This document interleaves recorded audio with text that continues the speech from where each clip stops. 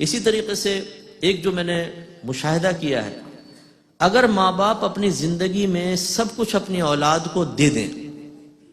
ہبہ کر دیں، تحفہ کر دیں، پراپرٹی نام کر دی، بینک بیلنس سارا دے دیا،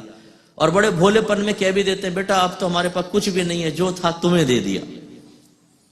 تو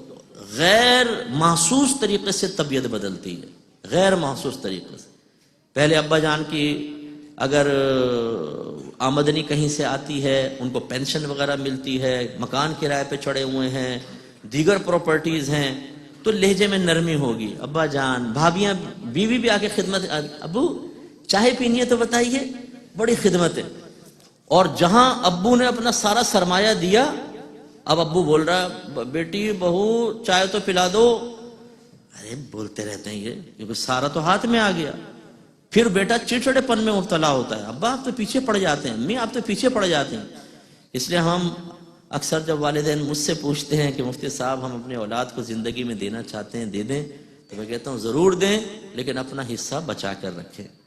عزت بچا کر رکھیں گے۔ ہر ایک اولاد ایسی نہیں ہوتی ہے، خدا نخواستہ ایسا نہیں ہے کہ ہر اولاد بری ہوتی ہے، لیکن بہرحال ایک فطری تقاضا ہوتا ہے، جب ماں باپ کو محتاج اور بالکل مال سے خالی محسوس کریں تو عام جو لوگ ہیں ان کی فطرت، ان کی طبیعت، ان کی کیفیت بدلتی ہے، اور لہجوں میں، عمل میں حقارت پیدا ہو جاتی ہے، اور اپنی آخرت کی بربادی کا سامان کرتے ہیں۔ اسی طرح اگر ماں باپ بوڑھے ہو جاتے ہیں اور خاص طور پہ بیمار ہو جائیں، اب وہ کھانس رہے ہیں، ان کو ڈاکٹر کے لے جانا ہے، ٹائم دینا ہے اپنے کاروبار میں سے، نوکری میں سے، تو جو سعادت مند اولاد نہیں ہوتی کچھ عرصے میں فیڈ اپ ہو جاتی، اور بعض اوقات تو معاذ اللہ ثم معاذ اللہ یہاں تک دیکھا گیا ہے کہ دعا کرتے ہیں اللہ تعالیٰ ان کی منزل آسان کر دے، یعنی موت دے دے، ایسی ایسی صورتحال آتی ہے۔ حالانکہ یہ وہ وقت ہے کہ ایک ایک لمحہ جو ہے نا، ایک ایک لمحہ آپ جو ان کی طرف سے کوفت محسوس کر رہے ہیں لیکن اپنے نفس کو اظہار غضب سے روکتے ہیں، برداشت کرتے ہیں، یہ آپ کی درجات کی بلندی کا سامان ہے، آپ کو اللہ کے قریب کر رہا ہے۔ اس کو تو ہمیں وسیلہ بنانا چاہیے اپنے اللہ تعالیٰ کی بارگاہ میں قریب ہونے کا۔ میرے آقا صلی اللہ علیہ وسلم فرماتے ہیں کہ 3 دوست تھے بنی اسرائیل کے،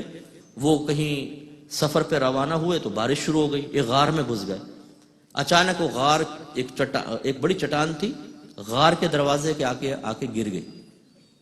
اب وہ اندر پھنس گئے۔ تو ان میں سے ایک نے دوستوں سے کہا کہ یار ایسا کرتے ہیں، ہم کسی ایسے عمل کا اللہ کی بارگاہ میں وسیلہ پیش کرتے ہیں جو ہم نے بڑے اخلاص سے کیا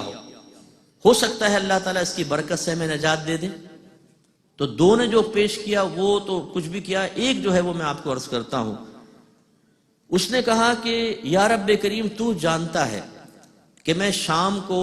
میں بکریاں وغیرہ چراتا تھا اور شام کو دودھ لاتا تھا، پہلے اپنے ماں باپ کو پلاتا پھر اپنی اولاد کو پلایا کرتا تھا، اور ایک دفعہ جب میں آیا مجھے دیر ہوئی تو میرے ماں باپ سو چکے تھے، تو میں دودھ کا پیالہ لے کر ان کے سرانے کھڑا رہا، میری اولاد بلکتی رہی دودھ کے لیے، لیکن میرا ارادہ یہی تھا کہ اٹھیں گے تو پہلے ان کو دودھ پلاؤں گا پھر اپنے بچوں کو،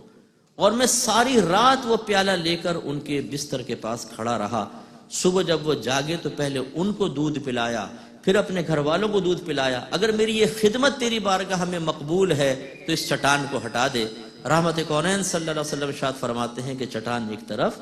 سرک گئی، پھر باقی 2 نے بھی پیش کیے تو پوری سرک گئی تھی، لیکن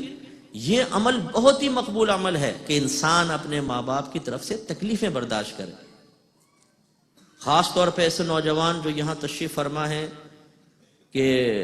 جو خدا نہ خواستہ اپنے والدین کی عظمت و عزت کو دنیاوی مفادات کے ترازو میں تولتے ہیں، ماں باپ کی طرف سے کچھ ملے، فائدے حاصل ہوں تو ماں باپ زندہ باد، اور کچھ نہ ملیں تو ختم۔